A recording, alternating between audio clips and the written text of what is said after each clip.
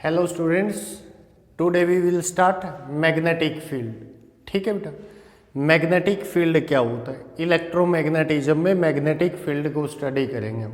ठीक है बेटा, जो भी वीडियो को देखता है बेटा वो कंप्लीट वीडियो देखे तभी उसको समझ में आएगा ये।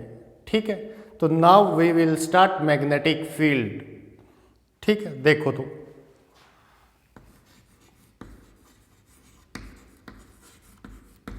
Magnetic field. ठीक है बेटा, क्या होता है मैग्नेटिक फील्ड? कोई भी मैग्नेट आपके पास है,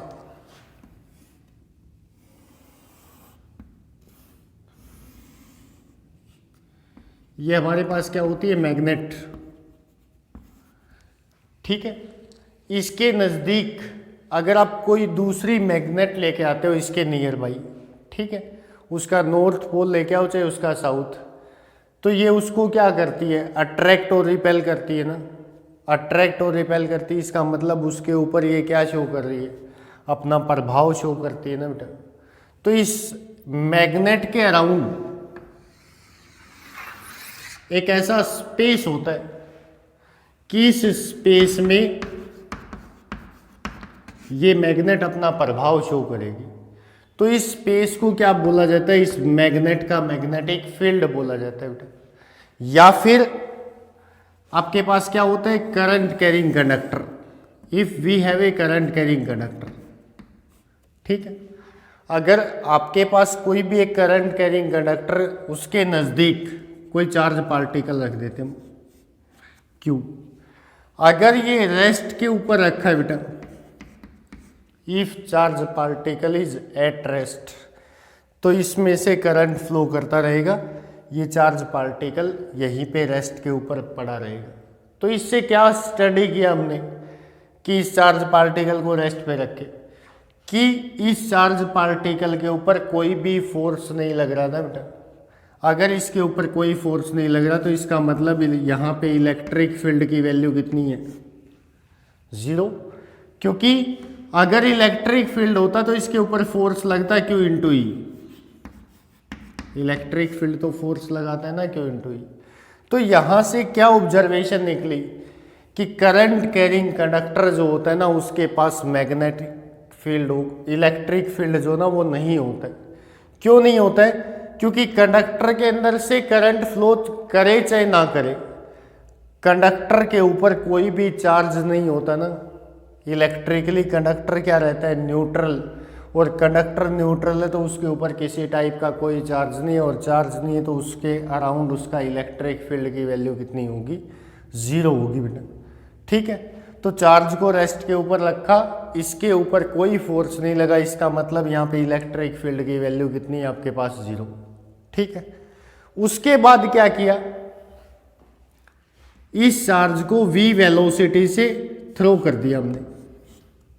ठीक है बेटा, जैसे ही इस चार्ज को ऊपर की तरफ v वेलोसिटी से थ्रो करते हो, आपको जो एक्सपीरियंस होता है वो क्या होता है? ये चार्ज इस करंट कैरिंग कंडक्टर की तरफ अट्रैक्ट होता है। ठीक है, अगर ये चार्ज इसकी तरफ अट्रैक्ट होगा तो यहाँ पे कोई ना कोई तो ऐसी क्वांटिटी है जो इसको क्या कर रही है? अट्रैक्ट या कर रही है ना, तो इसका मतलब उसके ऊपर फोर्स लगा रही है। उसी क्वांटिटी को नाम देते हैं मैग्नेटिक फील्ड। ठीक है, तो क्या डेफिनेशन बनेगी बेटा मैग्नेटिक फील्ड की? The space around a charge, around a magnet और ए करंट कैरिंग कंडक्टर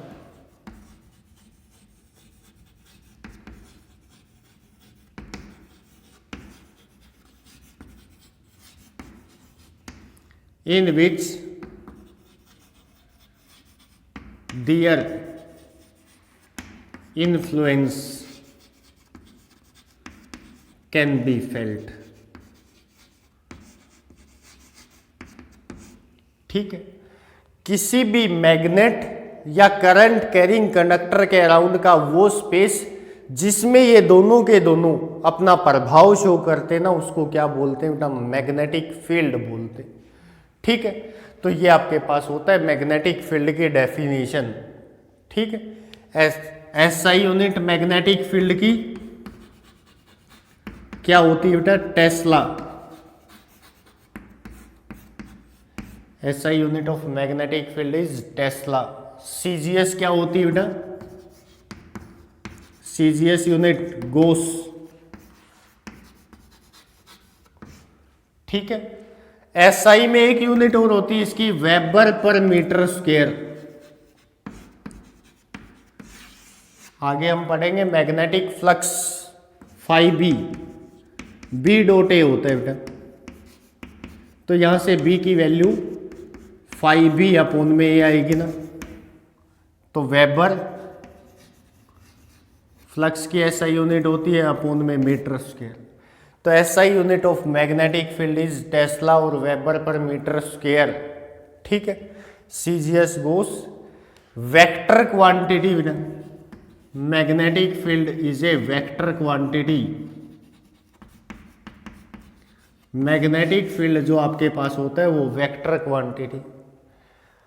अगर वेक्टर क्वांटिटी तो डायरेक्शन होगी कोई ना कोई डायरेक्शन। तो डायरेक्शन ऑफ मैग्नेटिक फील्ड किससे देते हम? Direction of magnetic field of B, magnetic field को बी से रिप्रेजेंट करते हम, is given by Maxwell's right hand rule.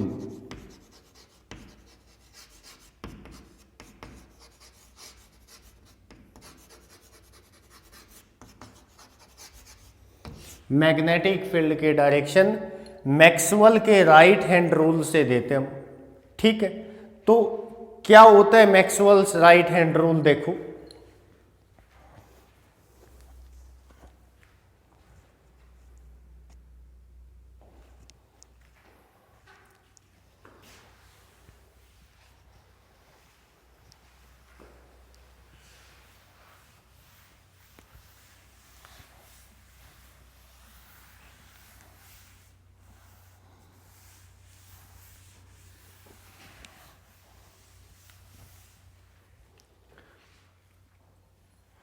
Maxwell's right hand rule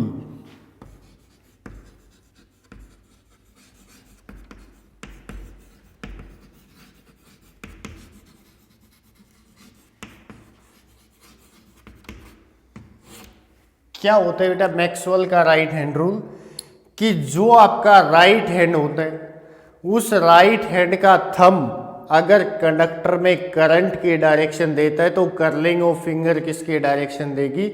magnetic field की। If the thumb of right hand gives the direction of current then curling of fingers gives the direction of magnetic field. ये होता है Maxwell का right hand rule. देखो कि अगर आपके पास ये कोई भी करंट कैरिंग कंडक्टर है, 10th क्लास में भी पढ़ा होगा आपने, ये करंट ऊपर की तरफ जा रहा है तो करंट के डायरेक्शन में राइट हैंड का थंब होना चाहिए। कर्लिंग ऑफ फिंगर्स किसके डायरेक्शन देंगी? किसके डायरेक्शन देती है वो? मैग्नेटिक फील्ड की। तो अगर ऊपर की तरफ करंट आपके पास है तो मैग्नेटिक फील्ड की ये डायरेक्शन आएगी। और ये कौन सी डायरेक्शन होती है? नीचे घड़ी रख लो अपने। तो यहाँ पे डायरेक्शन जो आएगी ना वो क्या आएगी बेटा? देखो ये डायरेक्शन आएगी ना मैग्नेटिक फील्ड की। ये कौन सी डायरेक्शन होती है? क्लॉकवाइज या anti clockwise? Anti clockwise magnetic field होगा, ये होता है बी। ठीक है, अगर इसी में करंट की डायरेक्शन नीचे की तरफ, ठीक है, तो फिंगर्स कर्ल करोगे ये डायरेक्शन आएगी और ये क्या होती है? Clockwise current. क्लॉकवाइज डायरेक्शन आएगी किसकी? मैग्नेटिक फील्ड की। ठीक है, ये आपके पास है Maxwell's right hand rule for circular, किसके लिए? ये state conductor. For circular conductors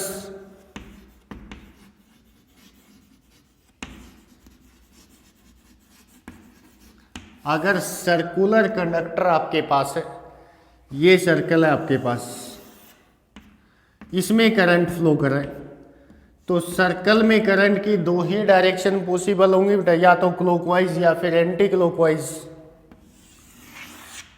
ये आपके पास है, ठीक है। ये कौन सी डायरेक्शन है? क्लॉकवाइज। तो यहां पे मैग्नेटिक फील्ड सर्कुलर के केस में राइट हैंड रूल जो ना उसको चेंज कर देते हम। Curling of finger,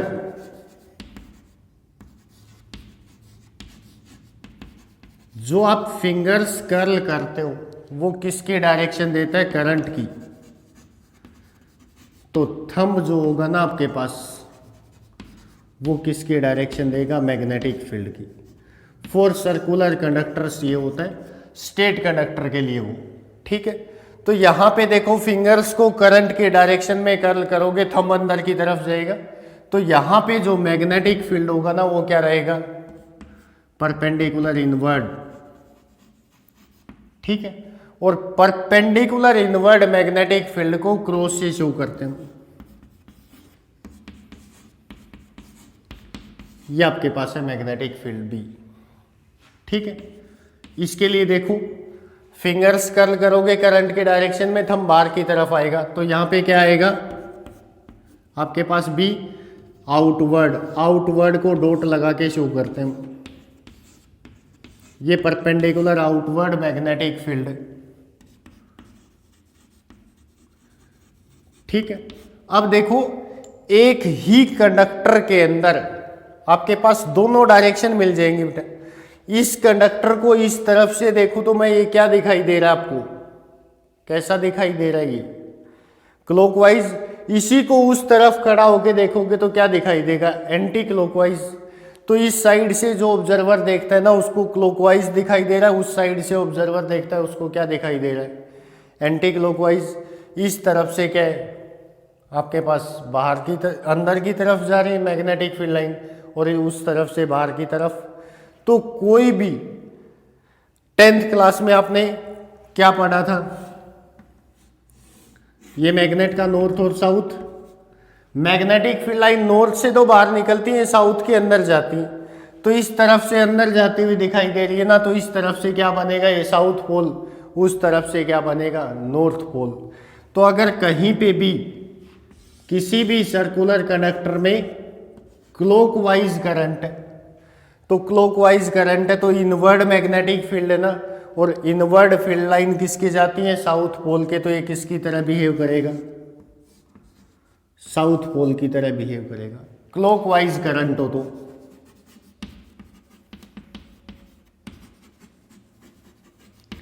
behave like south pole.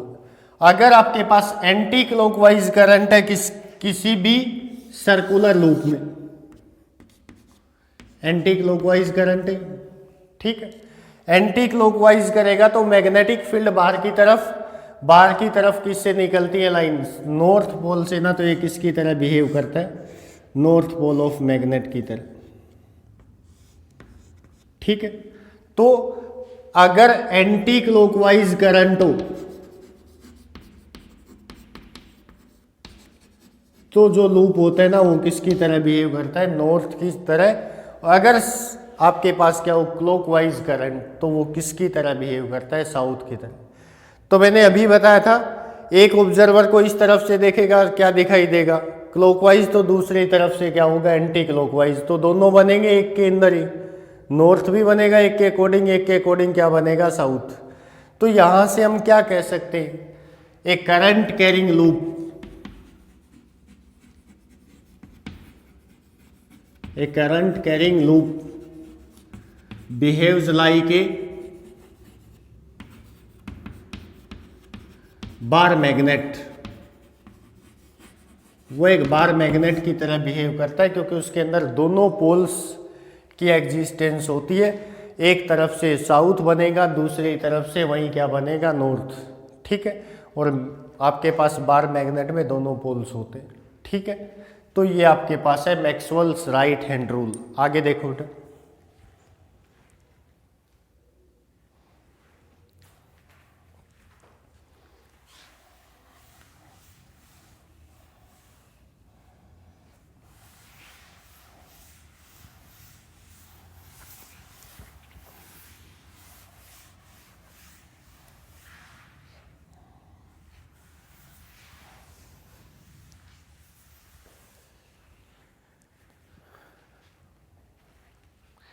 10th class में हमने क्या पढ़ा है कि मैग्नेटिक फील्ड जो होता है आपके पास उसको किससे शो करते हैं हम, मैग्नेटिक फील्ड लाइंस से शो करते हैं। ठीक है, magnetic field is shown by magnetic field lines. ठीक है, मैग्नेटिक फील्ड लाइंस आगे पढ़ेंगे हम। मैग्नेटिज्म के बारे में ना पढ़ के हम मैग्नेटिक फील्ड के इफेक्ट पहले पढ़ेंगे, उसके बाद वो पढ़ेंगे कि क्या होता है वो। ठीक है, तो सबसे पहली चीज क्या आती है आपके पास, force acting on a charge particle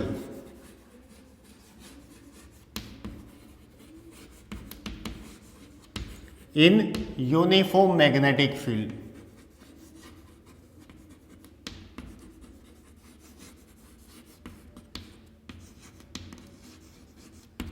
ठीक है, किसी भी चार्ज पार्टिकल को यूनिफॉर्म मैग्नेटिक फील्ड में रखते हैं। यूनिफॉर्म का मतलब same throughout the space, same magnetic field है एक पॉइंट पे।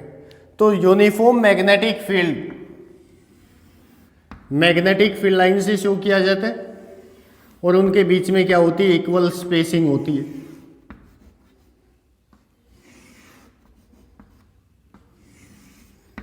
ये आपके पास मान लिया स्पेस के अंदर मैग्नेटिक फील्ड है बी।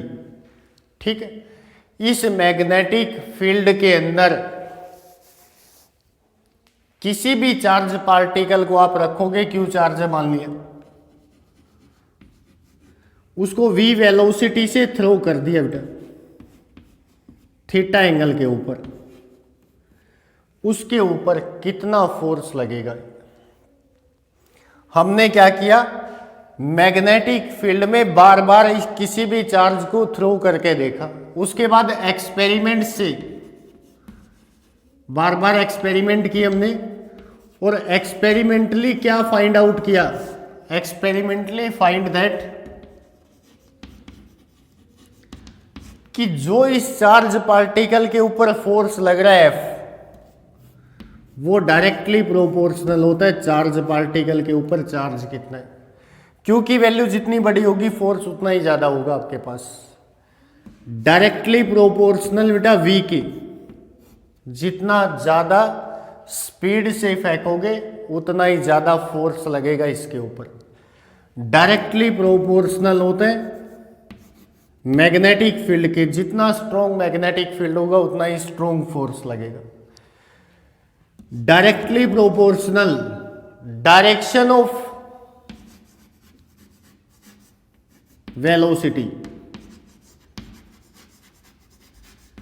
कि आपने वेलोसिटी जो ना उसको क्या डायरेक्शन दी, किस डायरेक्शन में फेंका है, उसके ऊपर भी डिपेंड करता है आपके पास क्या, फोर्स। और ये किस तरह से डिपेंड करता है डायरेक्शन के ऊपर, डायरेक्टली प्रोपोर्शनल होता है साइन थीटा के। जहां पे थीटा क्या है बेटा, theta is the angle between magnetic field and velocity, v और b के बीच का एंगल है ये। ठीक है, तो इन चीजों के ऊपर डिपेंड करता है आपका force acting on charge particle. अगर इन सभी को कंबाइन कर दें, Q V B sine theta के डायरेक्टली प्रोपोर्शनल, प्रोपोर्शनलिटी को हटा के यहाँ कॉन्स्टेंट का यूज करते हैं और उस कॉन्स्टेंट की वैल्यू एसआई में क्या होती है 1, तो किसके बराबर आ जाएगा ये, F इज इक्वल टू के लिखोगे या के की वैल्यू 1 होती है बेटा, तो क्या आ जाएगा Q V B sine theta. ये किसी भी चार्ज पार्टिकल के ऊपर मैग्नेटिक फील्ड में फोर्स लगता है। ठीक है, देखो तो अब अगर ये फोर्स लगेगा चार्ज पार्टिकल के ऊपर, तो यहां पे देखो क्यू क्या होता है, scalar, velocity vector, magnetic field vector और थीटा वी और बी के बीच का एंगल। तो वेक्टर आपने पढ़ा होगा ए क्रॉस बी, मैग्नीट्यूड किसके बराबर होता है, magnitude of A magnitude of B into में साइन ऑफ थीटा। ठीक है, तो इसको वेक्टर फॉर्म में अगर मैं लिखूं तो वेक्टर फॉर्म में क्या लिख सकता हूं इसको, F is equal to Q into में V क्रॉस बी। ये वेक्टर फॉर्म होती है। ठीक है, तो ये फोर्स लगता है किसी भी चार्ज पार्टिकल के ऊपर मैग्नेटिक फील्ड के अंदर। ठीक है बेटा, अब इसके स्पेशल केस बनते हैं कि ये फोर्स मैक्सिमम और मिनिमम कब होगा। देखो, अगर अलग अलग एंगल के ऊपर इसको फेंक के देखूं, ठीक है, तो किस एंगल के ऊपर फोर्स मैक्सिमम होगा। फोर्स इज मैक्सिमम, फर्स्ट है मैक्सिमम फोर्स।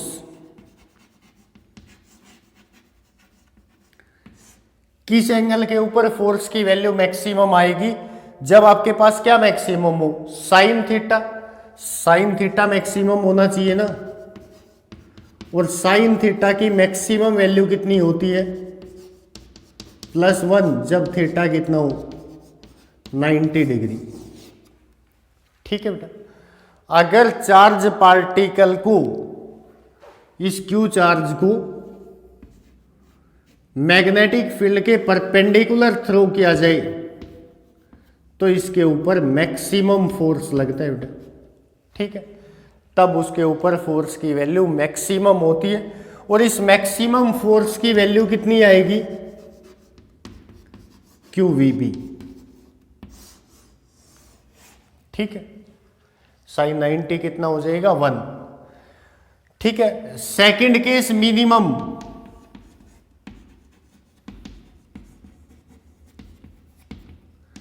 फोर्स मिनिमम कब होगा, जब यहां पे साइन थीटा मिनिमम हो, और साइन थीटा की मिनिमम वैल्यू कितनी होती है, 0। वैसे तो -1 होती है, लेकिन बेटा वो डायरेक्शन को चेंज करेगा, मैग्नीट्यूड तो वहां पे QVB रह जाएगा, तो -1 नहीं लेनी हमें, साइन थीटा की मिनिमम वैल्यू 0 लेनी है यहाँ पे, जब थीटा कितना हो, 0 डिग्री और 180 डिग्री। साइन 0 की वैल्यू भी कितनी होती है, 0, और साइन 180 की भी कितनी होती है, 0। तो दोनों ही केसेस में ये 0 होगा, तो इससे गुणा करोगे कितना आ जाएगा, मल्टीप्लीकेशन 0, तो फोर्स की वैल्यू कितनी होगी, 0। ये मिनिमम वैल्यू होगी। ठीक है, मिनिमम फोर्स कितना होगा, 0। कब, या तो इस चार्ज पार्टिकल को इस तरफ थ्रो कर दूं v वेलोसिटी से मैग्नेटिक फील्ड में, या फिर इस तरफ थ्रो कर दूं। इस तरफ करोगे तो थीटा कितना, 180, इस तरफ करोगे तो कितना, 0। तो दोनों केसेस में आपके पास क्या आ जाएगा, फोर्स जो ना चार्ज पार्टिकल के ऊपर, उसकी वैल्यू कितनी आ जाएगी, 0। ठीक है, थर्ड चीज हमें क्या पता चलती है यहां पे,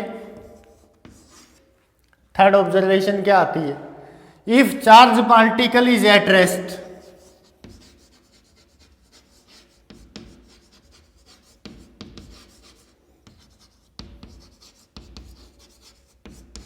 अगर चार्ज पार्टिकल रेस्ट के ऊपर हो आपके पास,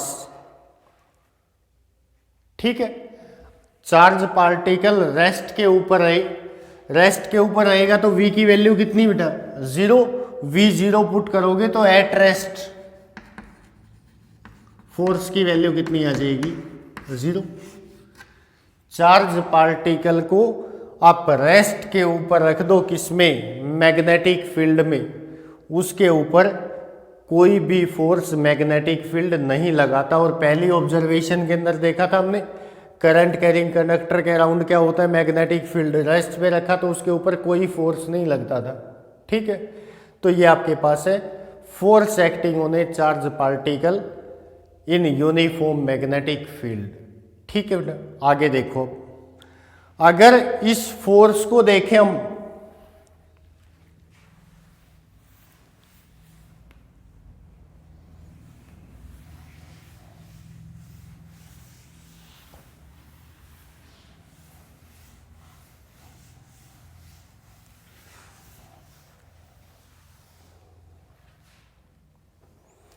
जो चार्ज पार्टिकल के ऊपर फोर्स लगा उसको वेक्टर फॉर्म में देखे तो क्या आया, Q into V cross B, ये था ना। और फोर्स वेक्टर होता है बेटा, तो direction of this force, direction of force on charge particle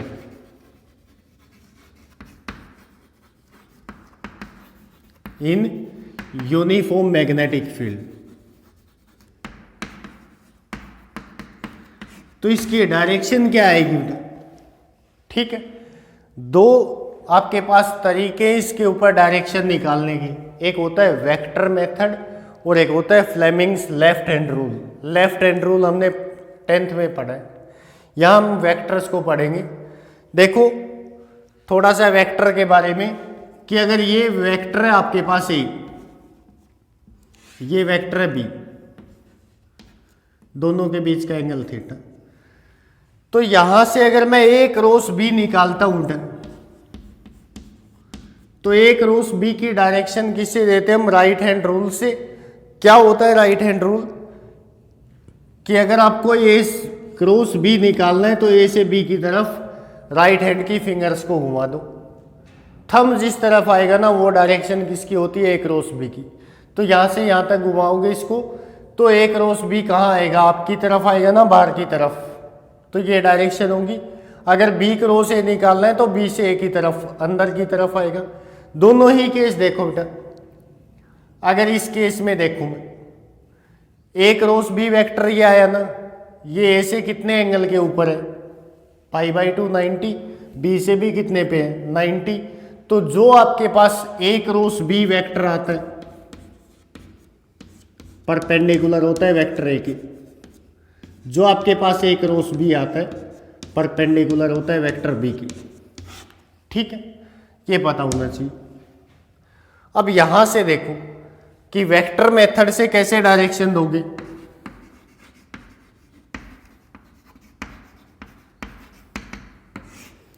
F Q into में वी क्रॉस बी। ठीक है, इफ अगर ये क्यू पॉजिटिव है, दो केस बनेंगे ना, if Q is positive, Q की वैल्यू अगर आपके पास पॉजिटिव आती है तो पॉजिटिव स्केलर से किसी वेक्टर को गुणा करोगे। अगर आप मल्टीप्लाई करते हो, मान लिया 5i कैप है, इसको मैं 3 से मल्टीप्लाई करता हूं तो 15i कैप, मैग्नीट्यूड बढ़ा दिया ना इसने, लेकिन डायरेक्शन तो वही है ना, आई कैप की पॉजिटिव एक्स एक्सिस। तो पॉजिटिव स्केलर से अगर किसी वेक्टर को गुणा करते हो तो उसके डायरेक्शन के ऊपर कोई फर्क नहीं पड़ता। ठीक है, इफ क्यू इज पॉजिटिव, अगर क्यू पॉजिटिव है तो डायरेक्शन ऑफ फोर्स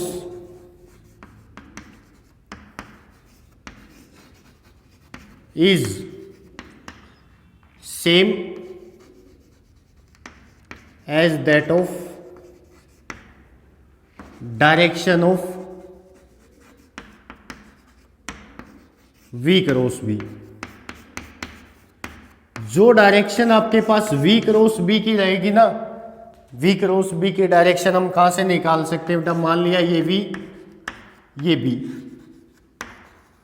दोनों के बीच का एंगल थीटा, तो वी क्रॉस बी तो राइट हैंड रूल से निकाल सकते हो ना। तो डायरेक्शन अगर क्यू पॉजिटिव आपके पास है तो डायरेक्शन ऑफ फोर्स क्या होगी? वी क्रॉस बी की जो डायरेक्शन आएगी ना, वही डायरेक्शन किसकी रहेगी? उस एफ की रहेगी। तो एफ इज पैरेलल, पैरेलल होगा किसके? V cross B. ठीक है, if Q is negative, second case, अगर क्यू नेगेटिव आ जाता है, नेगेटिव चार्ज पार्टिकल, तो यहां पे मल्टीप्लीकेशन किससे करोगे? वी क्रॉस बी की, नेगेटिव स्केलर से। मान लिया मैं इस 5i को -3 से गुणा करता तो -15 आता ना, -15i कैप कहां मिलेगा आपको? नेगेटिव एक्स में मिलेगा ना। तो प्लस आई तो पॉजिटिव एक्स में था, माइनस आई क्या होगा? नेगेटिव एक्स में। तो डायरेक्शन को क्या कर दिया उसने? उल्टा कर दिया ना, रिवर्स। तो इफ क्यू इज नेगेटिव, अगर क्यू नेगेटिव है then direction of force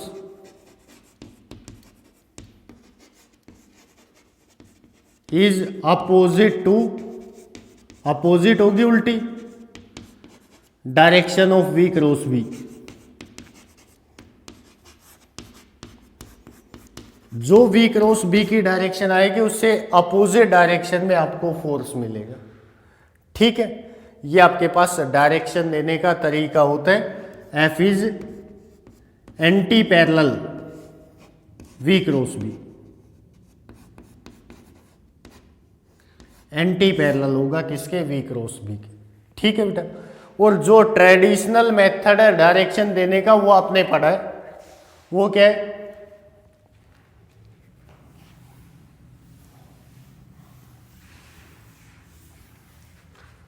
Fleming's left hand rule.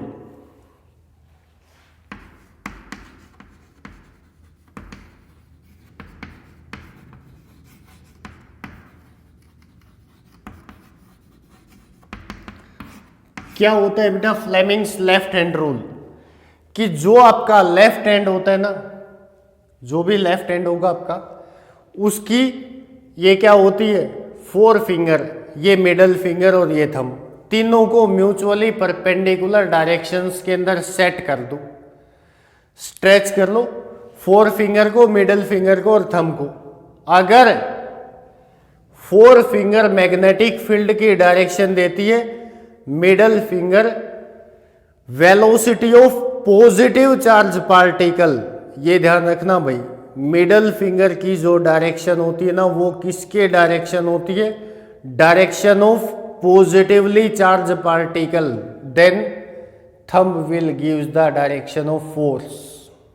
ठीक है, अगर आप क्या करते हो? स्ट्रेच करते हो अपने लेफ्ट हैंड की फिंगर्स को म्यूचुअली परपेंडिकुलर डायरेक्शंस के अंदर, ये मैग्नेटिक फील्ड है four finger, middle finger gives the direction of velocity of positive charge particle, then thumb will gives the direction of force acting on charge particle. ठीक है, तो left hand rule के according जो आपके पास left hand आपका है, उस लेफ्ट हैंड की four finger, if four finger किसकी डायरेक्शन दे बेटा? मैग्नेटिक फील्ड की बी, मिडल फिंगर किसकी डायरेक्शन दे? Velocity of positive charge particle,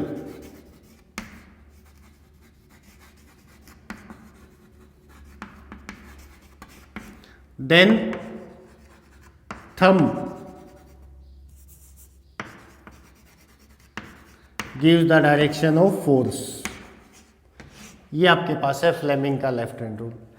if we stretch the four finger, middle finger and